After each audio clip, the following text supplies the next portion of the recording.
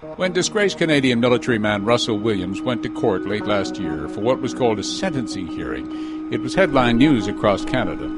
Colonel Russell Williams made his second court appearance on charges. He was brought to court each day, handcuffed, head bowed.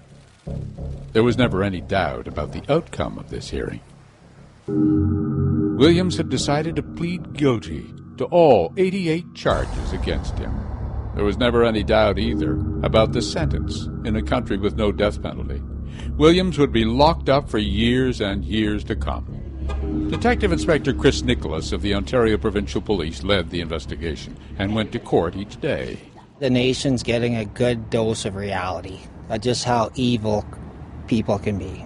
But there were those who had already had their dose of reality. It's still hard to get around that fact that, that we were in that much danger and didn't even know it.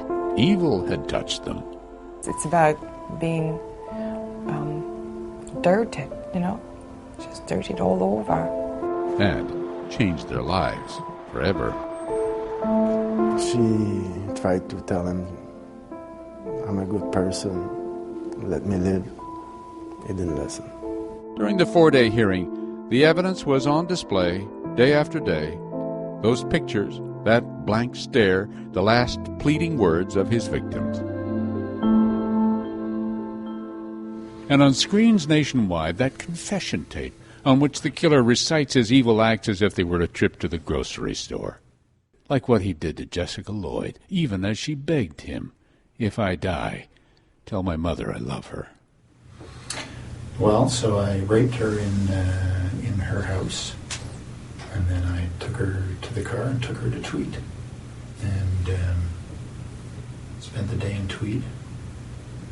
And then I hit her as we were walking. She thought we were leaving. Hit her on the back of the head. The murder of Marie-France Como, same matter of fact, same tone. I subdued her, tied her up, brought her upstairs, and strangled her later in the morning. Well, more suffocated her. Right. Some tape.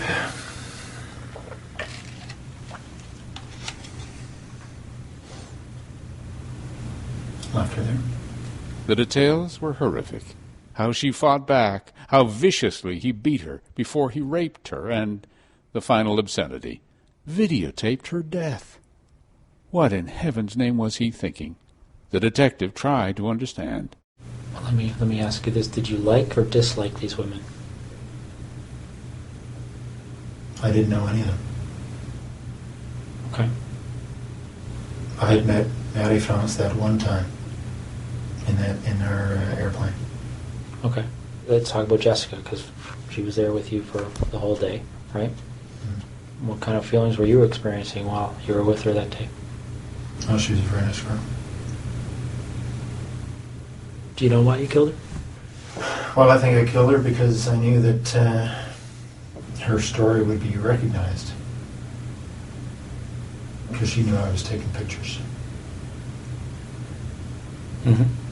So because of the two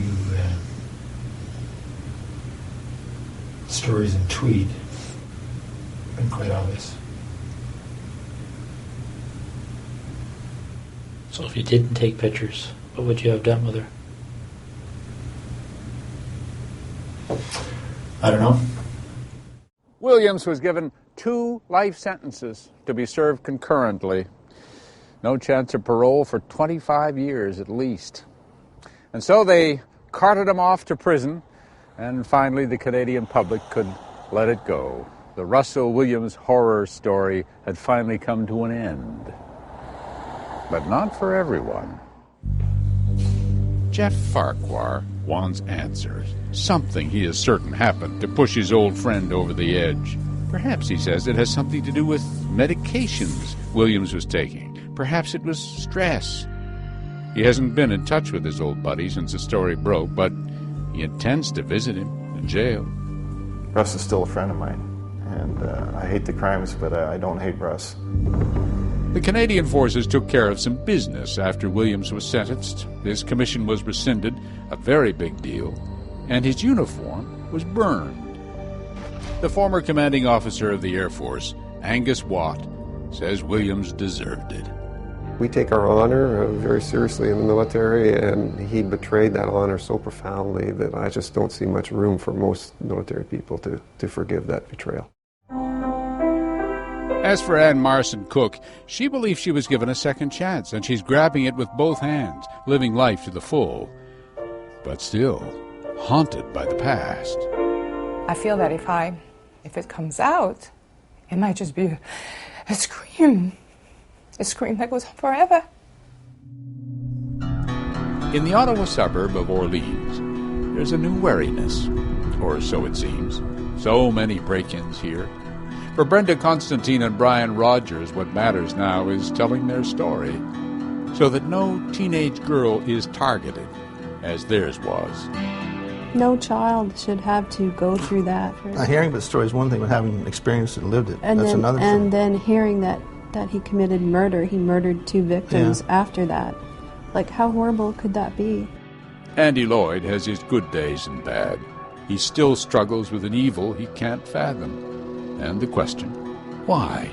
I mean, she was my only sister, so I'll never have any nieces or nephews from my Lloyd side. You know, I won't. Alain Plante thinks of his Marie France every day. Russell Williams stole from him, too, a wonderful woman and a hope he had. I always had the hope in the back of my head. I was always hoping that she would come back one day to me. Not now, not ever. The colonel, of course, claimed another victim during his murderous run, his wife of 19 years. Mary Elizabeth Harriman has yet to speak out publicly. It's been widely reported in Canada she had no idea of her husband's double life. She's indicated she'll file for divorce. As for the former colonel himself, he is here at Canada's stately Kingston Penitentiary, imprisoned for years to come.